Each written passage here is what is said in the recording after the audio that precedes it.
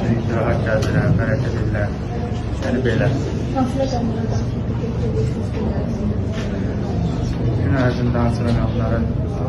Məsəl üçün, əvvəlcə hərəkət edə bilmədim. İndi həyata düşürəm, rahat tərəmlə.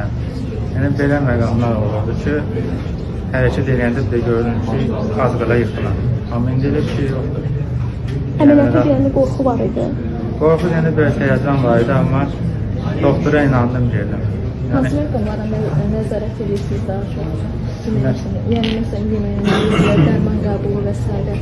Yox, dərmanlar qəbul edirəm, amma müddətli olan dərmanlar da var, ömürlü olan dərmanlar da var. Yəni, yine bir normal insan kimi gündə 3 dəfə.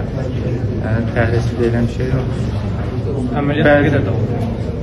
Əməliyyatı tam mən bilmirəm, amma biraz müddət oldu. 5-6 saat oldu. Bax, Rəşad, belə deyək də, belə demək mümkünsə başqasının qəlbini daşıyırsan. Nə cür histir? Nə cür istəyəndə bu Azərbaycanda ilk olduğu üçün qürur verici istəyir. Amma normal insan kimi belə yaşayam da. Nə deyim? Biraz açsa bizə aç biraz onu.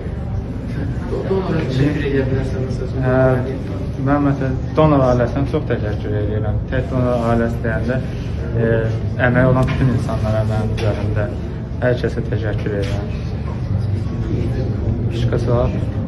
Rəşad bəy, başqa bir şəxsin deməli kürsüdə yaxşı görürsünüz. Amma psixoloji təsir varmı sizə? Xeyr.